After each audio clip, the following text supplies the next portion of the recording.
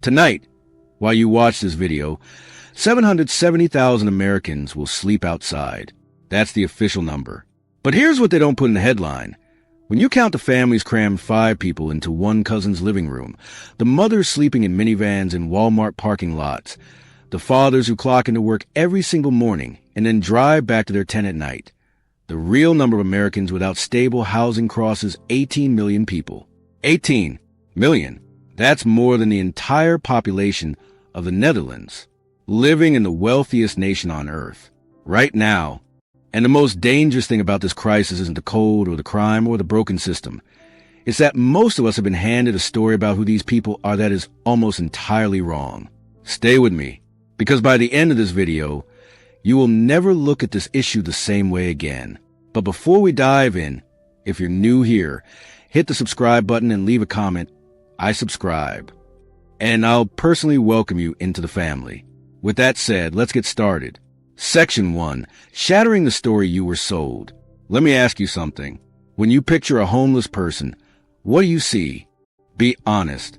Most people picture addiction, mental illness, a choice, someone fundamentally different from themselves. I know, because I believe that story too. But here's what a 2024 Harvard Joint Center for Housing Studies report quietly revealed while the news cycle moved on to something else. 1 in 5 unhoused Americans holds a full-time job. Read that again. Full-time job.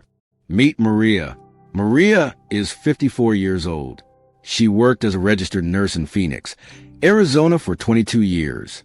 She wasn't wealthy, but she was stable. A small apartment, a used car, a retirement account she was slowly building. Then her landlord sold the building to a real estate investment firm. Her rent went from $1,100 to $2,400 in 14 months. She applied for assistance. She was put on a waiting list. She appealed. She worked extra shifts. And then one Tuesday in March, she packed what she could fit into her Honda Pilot and drove to the hospital parking garage. Because at least there, she knew she was safe. For 7 months, Maria slept in her car. She used the hospital showers before her shifts. She kept her stethoscope in the glove box next to her toothbrush. Nobody at work knew. That's when you have to ask yourself, if a career nurse with 22 years of experience can end up sleeping in a parking garage, what exactly is the distance between your life and hers? Because here's the uncomfortable truth no political party wants to say out loud. This is not a story about bad choices. It is a story about a math problem that millions of Americans cannot solve. And the group losing that math problem the fastest? Not who you'd expect. Section 2. The invisible victims. Children. American families with children are now the fastest growing segment of the unhoused population in the United States.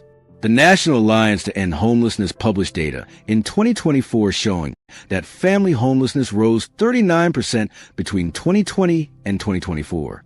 39% in 4 years. Picture this. It's 10 p.m. on a school night. A 9-year-old girl named Amara is sitting in a plastic McDonald's booth, earbuds in, a library book open on the tray table, doing her math homework under fluorescent lights, because a family shelter her mom found has a 9 p.m. lights out policy and no electrical outlets near the cots. Her teacher knows she's tired every morning.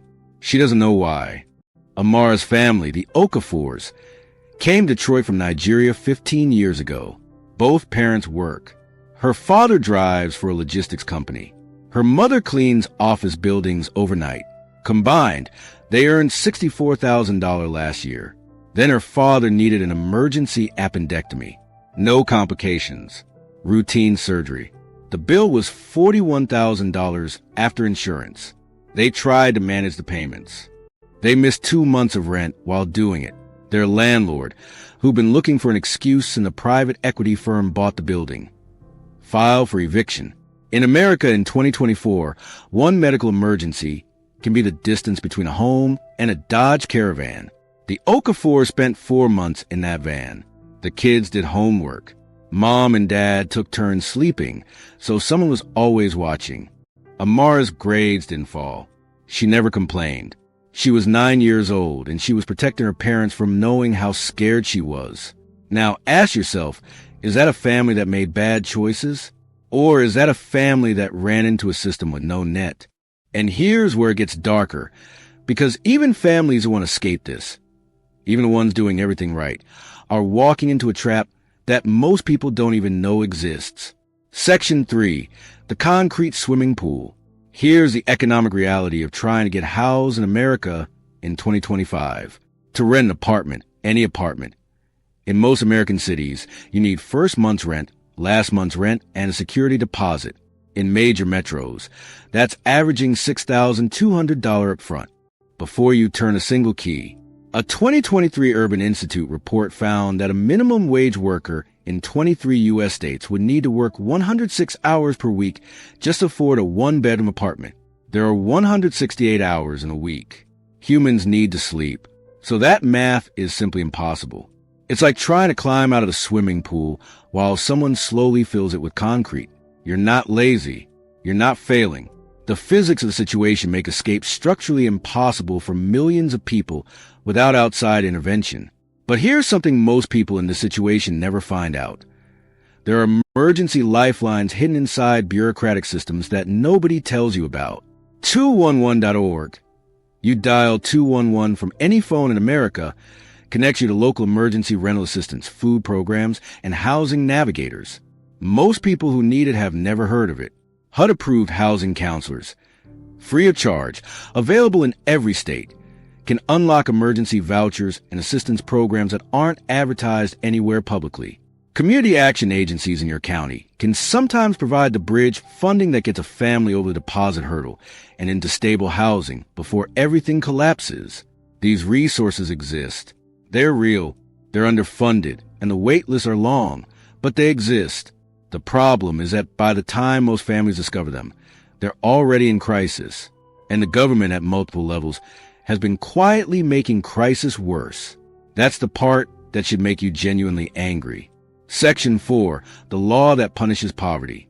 Since 2020, more than 30 American cities have passed laws making it illegal to sleep outside, not illegal to trespass, not illegal to disturb the peace, illegal to lie down on public property when you have nowhere else to go. Think about what that means for 1 second. You have no home. The shelter is full. It's 2 a.m. and it's 38 degrees. And the city has made it a criminal offense to close your eyes. The ACLU published a 2024 analysis showing these anti-camping enforcement programs cost cities 3 times more than simply funding shelter beds would. They're not cheaper. They're not safer. They don't reduce homelessness. They just move it from one street to another over and over while generating police overtime and court costs. James is 67 years old. He served 2 tours in Iraq. He came home with PTSD, lost his job, lost his marriage, and eventually lost his housing in Grants Pass, Oregon. Police officers found him sleeping under a tarp near a riverbank and told him to move along. Where? He asked. Move along, they said again. James's case eventually became the centerpiece of a landmark U.S. Supreme Court battle, Grants Pass versus Johnson. And in June 2024, the Supreme Court handed down a ruling that sent shockwaves through every advocacy organization in the country. The court ruled, 6-3, that cities can enforce anti-camping laws even when no adequate shelter space is available. Within 60 days of that ruling, 11 major cities launched coordinated encampment clearance operations. Imagine, a family gets 15 minutes notice. A bulldozer arrives. Everything they own, documents, medications, children's drawings, the one photograph they kept gets shoved into a pile and then into a dumpster. That happened repeatedly with legal protection. If you want to know your rights and help others know theirs, the National Homelessness Law Center offers a free, downloadable, state-specific Know Your Rights guide. I'll link it in the description. It won't fix the ruling, but knowledge is the first line of defense. But here's the part of the story I actually want you to hold on to, because while 30 cities were busy criminalizing sleep, one city was quietly running an experiment that demolished every assumption anyone had about this problem. Section 5, the city that cracked the code. Houston, Texas. Not San Francisco. Not New York. Not a liberal coastal city with a reputation for progressive social programs. Houston, a sprawling, car-dependent, Republican-governed Sunbelt city, became the #1 city in America at reducing homelessness. Rice University's Kinder Institute published the numbers in 2023. Houston reduced chronic homelessness by 63% in under 10 years. 63%. How? They use a model called Housing First. And the name explains the entire philosophy. You give someone a home first, unconditionally, no sobriety requirement, no employment requirement, no behavior contract, no point system. You give them a stable place to live, and then, from that foundation of safety, you connect them to mental health services, addiction treatment, job training, and community. Every instinct says this is backwards. Every political talking point says people should earn housing through sobriety or work. But the data doesn't care about talking points. Cities using Housing First model spend 40% less per person than cities that cycle people through emergency rooms, jails, short-term shelters, and back onto the streets in a revolving door that never stops spinning. Darnell is 41 years old. He was homeless in Houston for 6 years. He wasn't housed because he got clean first. He got clean because he was housed first. Because for the first time in 6 years, he had a door he could lock, a bed that was his, and a caseworker who showed up every week not to judge him, but to ask what he needed. Today, Darnell works as a peer support specialist. He walks into encampments and shelters and tells people his story. He helps others get housed. He didn't earn his way into stability. He was given stability. And then he built everything else on top of it. The solution works. It has been tested. It has been replicated. The evidence is not ambiguous. So why isn't every city doing it? That answer involves money, politics, and an industry that has quietly, legally, and systemically built its financial model around this crisis never ending. Section 6. Follow the money. In 2023, the United States federal government spent $14 billion on homelessness programs. The crisis got worse. California alone spent $24 billion over 5 years on homelessness. A 2023 California state auditor report found that the state could not account for the outcomes of 30% of that funding. Couldn't tell you how many people were housed. Couldn't tell you if the money worked. Just gone. Where did it go? Into a vast network of nonprofit contractors, consulting firms, property management companies, and government agencies that have built their entire operational existence around managing this crisis, not solving it. I want to be precise here, because this isn't a left or right issue. This is an accountability issue. There are incredible nonprofits doing transformative work with minimal resources. And then there are large organizations billing $80,000 per year per unit of service with no outcome requirements.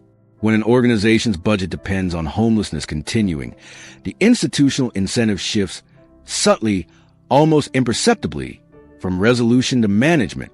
This is not conspiracy. This is bureaucratic economics.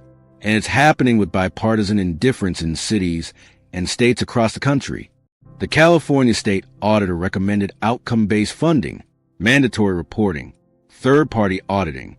Those recommendations were received, filed, and largely ignored. $24 billion. And counting. Now, here's where I refuse to leave you, because everything I just told you is real and heavy and makes the system feel immovable. But systems are made of people, and people respond to pressure from other people. Here's what the pressure looks like from where you're sitting. Section 7. What you actually do now. This is not the part of the video where I tell you to donate $5. There are 3 concrete, high-leverage actions that most people never take because they don't know they work. But they do. First, call your city council member's office. Not email call. Ask specifically, is our city exploring Housing First pilot funding in the current budget cycle? One constituent phone call carries a political weight of approximately 800 people who stayed silent. Staff track and report these calls. Electeds respond to volume. Second, look up street medicine programs in your area. Street medicine teams operate in 47 states. They're medical professionals and volunteers who bring healthcare directly into encampments because people without addresses can't always access clinics. You don't need a medical degree to volunteer. You need a few hours and the willingness to show up. Third, pay attention to tenant protection ballot measures in your state. Eviction moratorium expansions. Just cause eviction protections. Rent stabilization initiatives. These pass or fail by margins that individual engaged voters decide. The Okafor family story. That eviction might have been preventable under a just cause ordinance. That law didn't exist in their city. It might be on your ballot this year. These aren't symbolic gestures.